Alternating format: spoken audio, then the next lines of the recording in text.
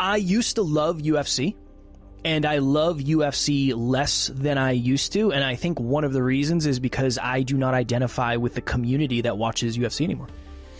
Identity, process, goal. Identity, process, goal. We talked about process and goal on the last episode. Right now, we're going to talk about identity and community and how that connects. Next Level Nation. Today, for episode number 2204, does your community align with your goals? I was talking to my wife. I got to adjust something real quick. I was talking to my wife, Taryn, yesterday. And I said, I couldn't tell you the last time I ordered UFC. It's been months. And she said, do you not like it? And I said, no, I still love mixed martial arts, but I just don't identify with the community anymore. It's not... When I started watching mixed martial arts, I started in high school. I was probably like... Was I a freshman in high school? 2003? Who was the guy we interviewed that was back in the Kenny early 2000s? Florian. Nice. Kenny Florian from Boston. I think he's from Boston. I think I started watching like 2003. That must have been a trip for you, man. It was. It was a dream come true. It's that's people ask me, what's your favorite interview? Kenny Florian, for sure. I interviewed somebody I watched on TV. Best. I get to ask him what it was like to fight people I watched him fight. That was the best ever of all time. That's awesome. The best. Cool, man. Back then, it was different. It wasn't cool to be a fan. It wasn't trending. It wasn't viral. That's not what influencers did. And now it's just, I don't know. It's not the same. It's not the same as it used to be. And I just don't identify with the community that watches it anymore. And I think that's a very appropriate parallel to what we're talking about today.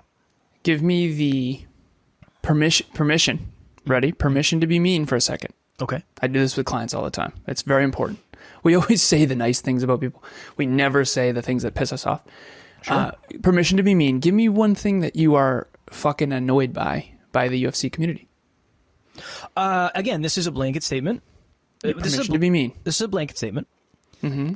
I would say whether it's the actual majority or just the louder piece of it that makes it seem like it's the majority are racist, sexist, just toxic. Toxic shit. Because it's crossed the chasm. Give me an example. I mean, yeah, there's certain fighters that are just like, they are literally racist. And they talk about how they don't like certain groups of people. And they're some of the most popular fighters. It's fucking mind-blowing to me. Like, this is not a good person. This is not a good human being. Like, what are we doing here? Yeah. It's very hard to separate. I find that so hard because I love film. You love UFC and martial arts. Though. Yeah, it's still not because for me. These people built their names on this. This is like their character. Yeah. It's not like they're making a movie where it's like, oh, this is a really good movie. Oh, this person kind of sucks. Not only is this person not a good fighter, they're not that good. It's not like they're the best fighter. They're just the best at getting drama wound up. So that's one. Yeah. Yeah, man. That's so... It makes me sad. Honestly, it's because there's a little piece of me that's not nervous, but like when I used to say I was a UFC fan or a mixed martial arts fan in general, I still love mixed martial arts. I just like UFC less than I used to. It meant something different than it means today. And you don't want to be associated with that. No? I don't really want to be associated with it. No, not like I used to. I don't wear my UFC sweatshirt as much. Like, you'll never see me wear that on here again, ever. I'll never wear that again. Not on here. Not on film, at least. You remember the day when you and I could never watch Superbad again? Yes. Yes. It makes me sad. Like, I loved watching you. But to me, I can't identify with what seems like the majority of people that watch it anymore. So this is the interesting thing. Again, I know I talk about golf a lot on here. I talk about the very few things I do. I don't do fucking anything. I go to the gym and I play golf and I podcast 40 times a week. One of the interesting things about that is I've been paired with random people when I go to play. Mm-hmm. Everybody has been fucking awesome. Nice. I thought everybody was going to be dingoes. I thought they were all going to be like, oh, you suck. I've been better than a lot of them somehow. I don't know, which speaks to the fact that a lot of people are getting into it. But But that's a whole nother thing. I think the community, that's a whole thing that's going to happen too. The golf community is fucking, now it's popular to be into golf, and I don't know. Go ahead. So this goes into the whole, we all have a responsibility to vote with our time and money. Mm-hmm. And so I'll give you another example. I fucking love my Tesla. Love it. But I don't want to be associated with any of that, you know? Mm-hmm. So it's very hard to align everything about you.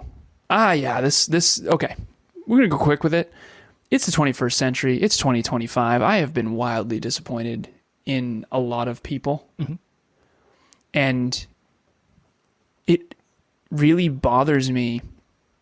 So I'll give you an example. So one of my heroes growing up was Steve Jobs. And I wanted to change the world, dent the universe in my own unique way. I have a quote behind me. The people who are crazy enough to think they can change the world are the ones who do. Think differently. I still resonate with all of that. 10 out of 10. But the problem is that people are like, well, if you like Steve Jobs, you must be right. into toxic leadership. I don't think everything the man did was great. I think the fruitarian thing was dumb as shit. Like, there's a lot of stuff that I think was unintelligent. But I do love the visionary, and I do think Apple is magnificent what they've accomplished. So it's not all or nothing. We're all a warning and an example, but I see you. And this is why it's so hard. Every company has its own community. And you have to. It's a tribe. There's a book I'm reading called Tribal Leadership. There are unwritten rules. Next Level University, we'll give them to you because we want to be transparent. Here are the unwritten rules of Next Level University. You have goals and dreams. You are a good person and you're heart-driven. You want to lift others up. You are not a spoiled fucking brat who wants huge rewards for minimal effort. You are not a bully who tears other people down to feel bigger about yourself. You are consistent as fuck. Like, I can keep going. Mm-hmm. There's a whole bunch more. You have a growth mindset, not a fixed mindset. There's so many unwritten rules to being a part of this show. The reason this episode came up is because I've been watching a lot of CrossFit lately. And the reason I'm watching CrossFit isn't because I want to be a CrossFitter. And I had a moment when I was with Emilia because we have this huge 115-inch projector. I wake up in the morning, we crank pre-workout, we're getting ready for the gym, and I'm watching these animals go to work. And it's fucking awesome. Girls, guys, they are just animals. Some of these CrossFitters are fucking animals. It's unbelievable what they can do, man. It is. Climbing ropes. It's fucking crazy. And it's inspiring as hell. But then, in the middle of the motivational video, I'll see them crawling on their hands across a field. And I'll talk to Emilia and I'll be like, that's kind of fucking stupid. You know, first of all, how are your wrists not snapping off? Honestly. But number two, I'm not going to crawl across a field on my hands. And here's the problem with tribes. It's very hard to not be a part of all of it. So you join a CrossFit gym, and all of a sudden you have the same knee sleeves, you're all eating paleo, it's like, you asked me one time, what's the difference between movies and film? I said, nothing. When you talk film, people know that you're into film. If you say a movie, it's a tell. You're a snob. You know, I love movies. You're a snob. No, I'm a film lover. Yeah, you're a fucking film snob is what the difference is. Well, I'm a foodie. What the fuck are you talking about? The truth is, again, we all have these identities. And it's important for the point of this episode, is not to villainize. That's not my point. You need to identify with certain things in order to do certain processes in order to achieve your goals. Okay, so I have a goal to be a freak athlete.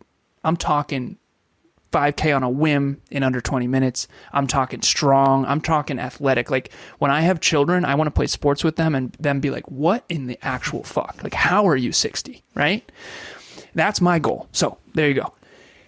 CrossFit is very motivating for that because they're very well-rounded athletes. They run, they swim, they bike, they climb, they lift compound movements. It's unbelievable. They also crawl on their hands. So it's like you got to treat everything kind of like a buffet. The problem is the subconscious and unconscious tribal mind doesn't. So if you want to be a part of NLU, the NLU team, and I don't think people talk about this, you can't be on the NLU team and have low work ethic. No. We have one person I'm thinking of who I want to come on the team. And you might be listening. I want you on the team. She's freaked out. She's like, I'm scared. I don't think I deserve to be on the team. And it's like, honestly, I know why you're freaked out. We work every fucking day. Like, always. You don't have to work 10-hour days every day, but you have to be plugged in at least once a day. Mm-hmm. We are a daily 0.1% improvement podcast. And that's our culture. That's our company. That's our tribe. And so whether it comes back to, okay, what does it mean to be Japanese? What does it mean to be American? What does it mean to be a CrossFitter? What does it mean to be into UFC? The meaning changes. But a lot of times, the goals we have are not aligned with the tribes we're in. I didn't want to lose all my friends. I had to. Why? Because all of them are drinking in someone's basement every weekend. Like, I used to identify as someone who partied. And then I started to identify as a fitness competitor and a fitness model and a fitness coach. And then I started to identify as a business owner, and I started losing my physique. Same. And it was like, oh shit. Oh shit. I'm in shape compared to other business owners, but that ain't it for me.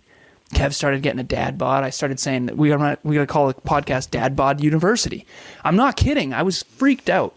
But the point I'm making is that's why we called it Next Level University. Mm-hmm. Because I want to identify as someone who's next fucking level. Always. 24/7, 365. Let's go.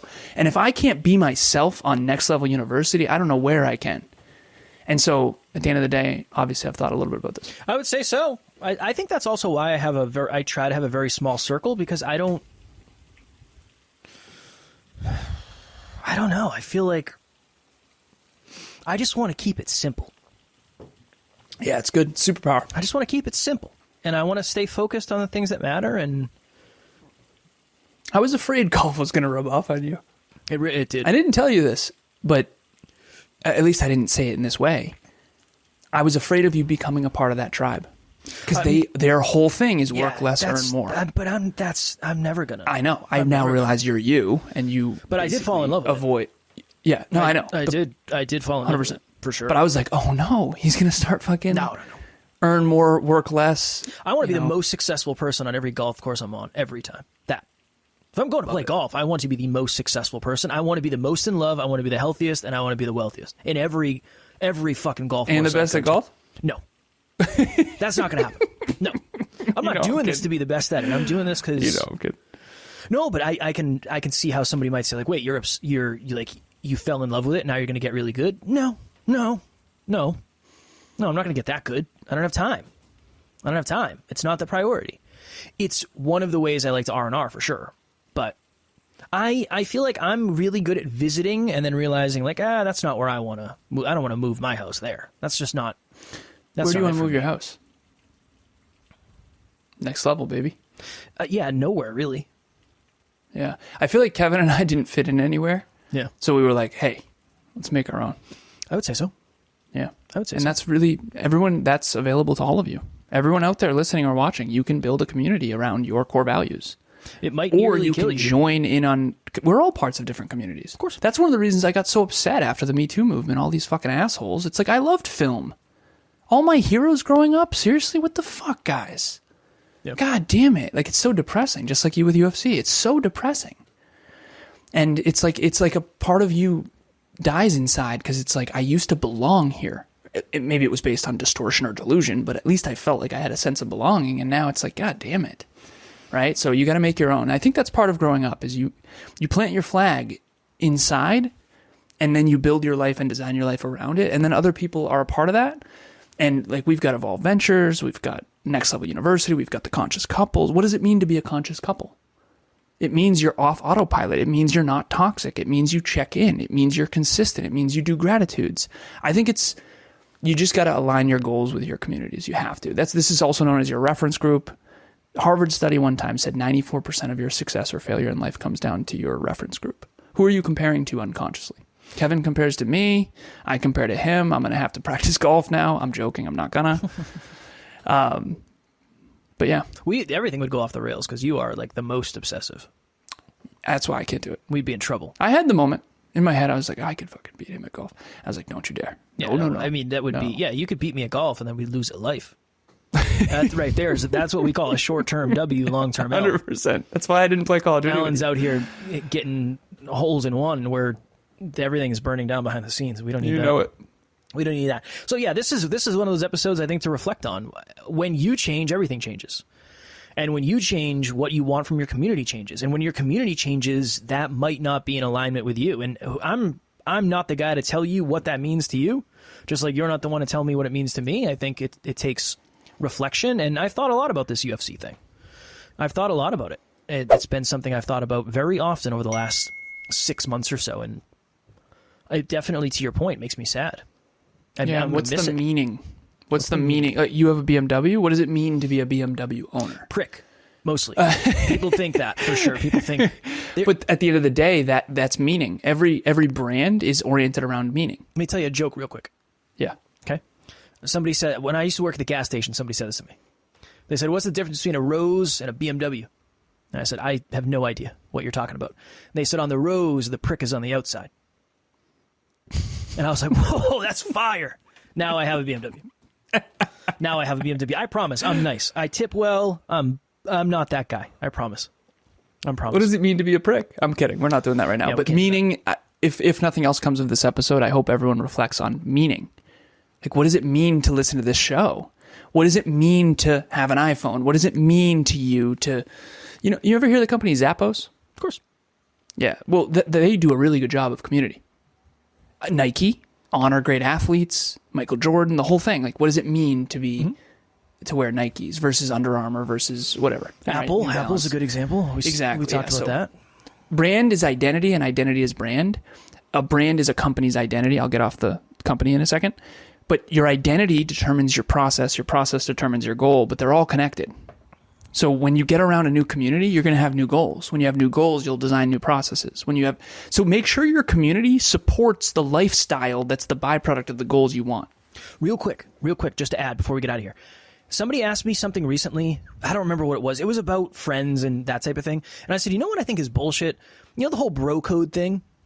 Of like, hey, man, I'm going to do something. Don't tell anybody. I think all that is it's an agreement amongst people with not great characters that they can have not great characters around each other. Yeah. And I think that's why your community is so important. Here's one reason your community is so important. It dictates what is allowed with the people around you. 100%. That is something. Imagine if I said bros before hoes, man. No, terrible idea. Emilia comes first. 100%. I care about what she thinks more than I care about what you think. Same. And also, Alan is not saying Emilia's a hoe. It's just the same. No. It's of just course the same. not. Yeah. I just want to make sure because we 100%. we took a pretty hard left there. I want to make sure we get right back on track. Thank you so much for the disclaimer. You're so welcome. But dude, the point is all of that shit. We got to rise above it, baby. You and I had a conversation one time, and we were like, we don't say shit like this anymore. We don't watch movies like this anymore. It's time to grow the fuck up, and we're better than that. And 100%.